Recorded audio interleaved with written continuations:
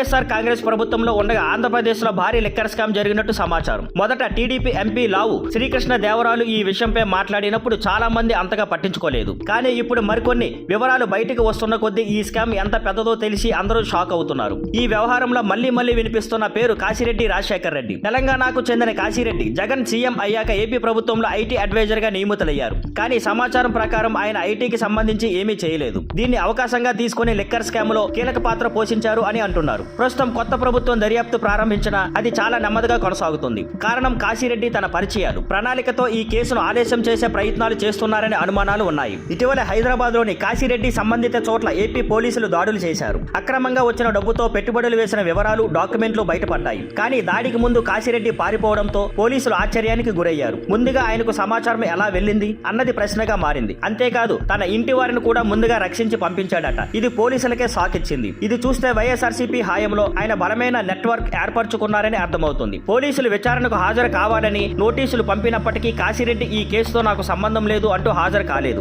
నిజంగా దోషి కాకపోతే ముందుకొచ్చి నిజం చెప్పేవారుగా ఉంటారు. కానీ ఆయన వెనుకడుగు వేయడం వల్ల అనుమానాలు మరింత పెరిగిపోతున్నాయి. ఇంకా షాకింగ్ విషయం ఏంటంటే లిక్కర్ స్కామ్ నుంచి వచ్చిన 4,000 కోట్లను విదేశాలకు తరలించారని, ఆ డబ్బుతో తెలంగాణలోని బిజినెస్ లోని పెట్టుబడులు పెట్టారని చెబుతున్నారు. ఇందులో ఈడీ క్రియేషన్స్ అనే ఫిలిమ్స్ ప్రొడక్షన్స్ కంపెనీ మరికొన్ని కొత్త వ్యాపారాలు కూడా ఉన్నాయి. పోలీసులు ఇప్పటికే డబ్బు లావాదేవీలు ఆధారాలు ట్రాక్ చేస్తూ ఉన్నారు. కానీ కాశిరెడ్డి అప్పటికే తన ఆస్తులను రక్షించుకున్నారని, పారిపోతున్న తీరు ఈ వ్యవహారం ఇంత చిన్నది కాదు అనే సంకేతం ఇస్తుంది. ఇప్పుడు అసలైన ప్రశ్న, కాశిరెడ్డిని ఎప్పుడు పట్టుకుంటారు? ఆయన నెట్వర్క్ ఎంత పెద్దది? ఒక విషయం మాత్రం క్లియర్, ఈ లిక్కర్ స్కామ్ ఊహించని దానికంటే ఎక్కువ పెద్దది. ఇంకా దర్యాప్తు మొదటి దశలోనే ఉంది. Thank you for watching.